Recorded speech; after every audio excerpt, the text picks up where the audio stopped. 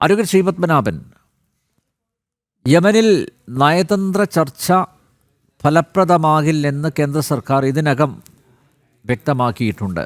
അവിടെ ഭാരതത്തിൻ്റെ നയതന്ത്ര കാര്യാലയങ്ങളൊന്നുമില്ല. മാത്രമല്ല, നിലവിലുള്ള ഭരണ സംവിധാനം തികച്ചും മതാധിഷ്ഠിതമാണ്. ശരിയത്ത് നിയമങ്ങൾക്കപ്പുറത്ത് മനുഷ്യത്വപരമായ ഇടപെടലുകൾ നാം പ്രതീക്ഷിക്കേണ്ടതില്ല. ആ ഒരു പശ്ചാത്തലത്തിലാണ് യമനിലെ സൂഫി പണ്ഡിതരുമായി സംസാരിച്ച് നിമിഷപ്രിയയുടെ വധശിക്ഷ നീട്ടിവെപ്പിച്ചതെന്ന അവകാശവാദവുമായി കാന്തപുരം രംഗത്തെത്തുന്നത്. കേരളത്തിലെ ദൃശ്യമാധ്യമങ്ങൾ കാന്തപുരത്തിലെ നന്മ മരത്തെ ആഘോഷിക്കുകയും ചെയ്തു. എന്നാൽ നിമിഷപ്രിയയുടെ കേസിൽ എന്താണ് വാസ്തവത്തിൽ നടക്കുന്നത് എന്നത് തികച്ചും ദുരൂഹമായി തുടരുകയാണ്. കാന്തപുരത്തിന് യമൻ ഭരണകൂടത്തിൽ പിടിപാടുണ്ടെങ്കിൽ ആ ഒരു തലത്തിൽ മധ്യസ്ഥ ചർച്ച നടത്തി നിമിഷപ്രിയയെ മോചിപ്പിക്കുന്നതല്ലേ അഭികാമ്യം? അനിൽ നമ്പ്യാരെ, ഈ ഒരു കറുത്ത പെയിന്റ് അടിച്ച ഇരുട്ടുമുറിയിൽ ഒരു കറുത്ത പൂച്ചയെ തിരയുകയാണ് ഇപ്പോ എല്ലാവരും. ഇവിടെ താങ്കൾ പറഞ്ഞതിനപ്പുറം ചില പ്രശ്നങ്ങളും കൂടി ഈ യമൻ എന്ന് പറയുന്ന രാജ്യത്തുണ്ട്. ഒന്ന്, യമനിൽ ഒരു കൃത്യമായ ഭരണകൂടമുണ്ട് എന്ന് പറയാൻ പറ്റാത്തൊരു സാഹചര്യമാണ് ഉള്ളത്. കാരണം യമന്റെ ഈ വടക്ക് കിഴക്കൻ മേഖല ഹൂതി വിമതരുടെ കൈവശമാണ്. തലസ്ഥാന നഗരവും അവരാണ് നിയന്ത്രിക്കുന്നത് എന്നാണ് പറഞ്ഞു കേൾക്കുന്നത്.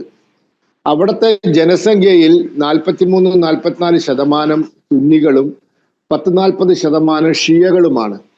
ഈ ഷിയകളുടെ നേതൃത്വത്തിലുള്ള ഹൂതി വിമതരാണ് ഒരു ഭാഗത്ത് നിയന്ത്രിച്ചിരിക്കുന്നത്.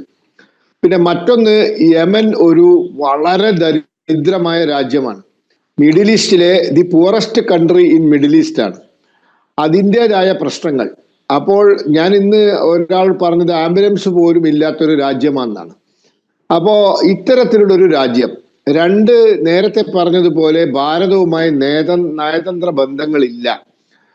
അവിടെ പോവാൻ പാടില്ല, ട്രാവൽ ബാനാണ്. ആരെങ്കിലും അറിയാതെ അറിഞ്ഞിട്ടോ യമനിൽ യാത്ര ചെയ്താൽ ആ വ്യക്തി തിരിച്ച് ഇന്ത്യയിൽ വന്നാൽ പാസ്പോർട്ട് ഇമ്പൗണ്ട് ചെയ്യും. അതാണ്, എയർപോർട്ടിൽ തന്നെ പാസ്പോർട്ട് വാങ്ങി വെക്കും. അതാണ് അത് വേറൊരു വിഷയം. അപ്പോ അവിടെ ആരോടാണ് സംസാരിക്കേണ്ടത് എന്ന് കൃത്യമല്ല. അവിടുത്തെ ട്രൈബ് കൗൺസിലുകളുണ്ട്. അതായത് ചില എന്താ പറയാ പ്രാകൃത അറബ് വംശ സഭകൾ, അവരൊക്കെയാണ് കാര്യങ്ങൾ തീരുമാനിക്കുന്നത്. സർക്കാരിന് അവരിൽ എത്ര സ്വാധീനമുണ്ട്, ആ സർക്കാരിന്റെ അധീനതയുള്ള പ്രദേശത്താണോ ഇവരുള്ളത് എന്നൊക്കെ നമുക്കിപ്പോൾ പറയാൻ പറ്റില്ല. അപ്പോൾ അങ്ങനത്തെ ഒരു രാജ്യത്ത് ഇന്ത്യ ഗവൺമെന്റിന് വളരെ പരിമിതമായ സാഹചര്യങ്ങളേ ഉള്ളൂ സംസാരിക്കാൻ. അവിടെ നമ്മളുടെ ആളുകൾ പോവാത്തത് കൊണ്ട്, പണ്ട് ഓർമ്മയുണ്ട്, അവിടെ യുദ്ധം പൊട്ടിപ്പുറപ്പെട്ടപ്പോൾ ഒരു കപ്പലിൽ നമ്മൾ അവിടെ കുടുങ്ങിപ്പോയ ഇന്ത്യക്കാരെ മുഴുവനായി രക്ഷിച്ചതാണ്. ഇന്ത്യക്കാരുടെ കൂടെ നമ്മൾ വിദേശികളായ ആളുകളെ കൂടി ഇന്ത്യൻ കപ്പലിൽ, അന്ന് ജനറൽ VK സിംഗ് കേന്ദ്രമന്ത്രിയായിരുന്ന അദ്ദേഹമാണ് എന്താ പറയാ രക്ഷാപ്രവർത്തനത്തിന് നേതൃത്വം കൊടുത്തത്. അവരെയൊക്കെ രക്ഷിച്ചു കൊണ്ടുവന്നതാണ്. ഇവർ ജയിലിലായതുകൊണ്ട് അവിടെ പെട്ടുപോയി.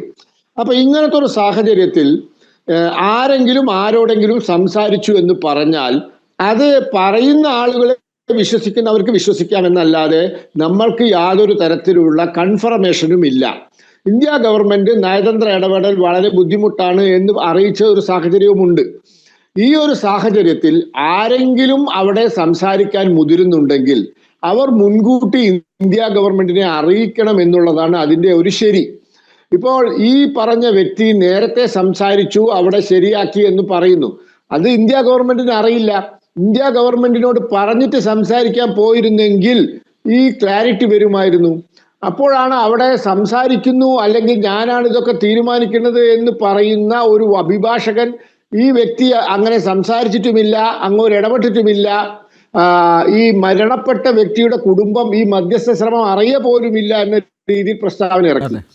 ഇതിനുശേഷം ഈ മരണപ്പെട്ട കുടുംബത്തിലെ അംഗങ്ങൾ ആ അഭിഭാഷകനെയും തള്ളി പറഞ്ഞിരിക്കുകയാണ്. അപ്പൊ മൊത്തം കൺഫ്യൂഷനാണ്. അതായത് കറുത്ത പെയിന്റ് അടിച്ച ചുമരുകളുള്ള ഒരു ഇരുട്ടുമുറിയിൽ ഒരു കറുത്ത പൂച്ചയെ തിരയുകയാണ് നമ്മൾ. അപ്പോൾ ഇത് മൊത്തം കൺഫ്യൂഷനാണ്. ഇപ്പോൾ നേരത്തെ സംസാരിച്ചു എന്ന് പറയുന്ന മലയാളിയായ മതപുരോഹിതൻ പറയുന്നു, ഇനി എനിക്ക് സംസാരിക്കണമെങ്കിൽ ഇന്ത്യ ഗവൺമെന്റ് കൂടി കൂടെ വേണമെന്ന്. ഇത് ആദ്യമേ ചെയ്തിരുന്നെങ്കിൽ ഈ പ്രശ്നങ്ങളൊന്നുമില്ല.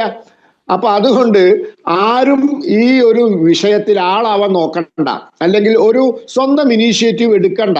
അത് എത്ര കണ്ട് ഫലപ്രദമാവുമെന്ന് ദൈവത്തിന് മാത്രമേ അറിയുള്ളൂ. അതുകൊണ്ട് ഇന്ത്യ ഗവൺമെന്റുമായി സഹകരിച്ചിട്ട് വല്ലവർക്കും വല്ല ബന്ധങ്ങളും അവിടെ ഉണ്ടെങ്കിൽ അത് ഉപയോഗിച്ചൊരു ഇന്ത്യക്കാരനെ രക്ഷിക്കുന്നുണ്ടെങ്കിൽ നല്ല കാര്യം. അത് ആരായാലും XYZ. അപ്പൊ അതുകൊണ്ട് ആ രീതിയിൽ കാര്യങ്ങൾ മുന്നോട്ട് പോകട്ടെ. ഞാൻ മനസ്സിലാക്കുന്നത് ഇന്ത്യ ഗവൺമെന്റ് നോൺ കൺവെൻഷണൽ മെത്തേഡുകൾ ഉപയോഗിക്കുന്നുണ്ട് എന്നാണ്. അതെന്താന്ന് ഇപ്പൊ നമുക്ക് ഊഹത്തിന്റെ മുകളിലേ സംസാരിക്കാൻ പറ്റുള്ളൂ. ഇന്ത്യ ഗവൺമെന്റ് ഒന്നും പറഞ്ഞിട്ടില്ല. അപ്പൊ അതിനെപ്പറ്റി ഒരു കമന്റ് പറയുന്നത് ശരിയല്ല. അപ്പൊ അതുകൊണ്ട് ദൈവത്തോട് പ്രാർത്ഥിക്കാം എന്നല്ലാതെ ഈ കാര്യത്തിൽ പ്രത്യേകിച്ച് എന്തെങ്കിലും ചെയ്യാൻ പറ്റുമെന്ന് ഞാൻ വിശ്വസിക്കുന്നില്ല. എനിക്ക് അറിഞ്ഞുകൂടാ. കാരണം ഇന്ത്യ ഗവൺമെന്റ് നയതന്ത്ര ഇടപെടൽ ബുദ്ധിമുട്ടാണ് എന്ന് പ്രഖ്യാപിച്ച സ്ഥിതിക്ക്. അപ്പൊ അതുകൊണ്ട് ആർക്കെങ്കിലും അവിടെ ബന്ധങ്ങൾ ഉണ്ടെങ്കിൽ അവർ ഇന്ത്യ ഗവൺമെന്റുമായി സഹകരിച്ച് മുന്നോട്ട് പോകട്ടെ എന്ന് മാത്രമേ പറയുന്നുള്ളൂ. ഇന്ത്യ ഗവൺമെന്റ് അറിയാതെ ദയവ് ചെയ്ത് ആരും അവിടെ പോയി എന്തെങ്കിലും ഇടപെടൽ നടത്തി കാര്യങ്ങൾ നേടിയെടുക്കാൻ ശ്രമിക്കരുത്. അങ്ങനെ ശ്രമിച്ചാൽ അത് പിന്നെ വലിയ കുഴപ്പങ്ങളാവും. അവർ കാര്യങ്ങൾ കൈവിട്ടു പോയി കഴിഞ്ഞാൽ അതിന് ഉത്തരവാദിത്തം മുഴുവൻ അവരേറ്റെടുക്കേണ്ടി വരും. അപ്പൊ അതുകൊണ്ട് അത്തരത്തിലുള്ള സാഹസത്തിനൊന്നും ആരും മെനക്കെടരുത് എന്നാണ് പറയാനുള്ളത്.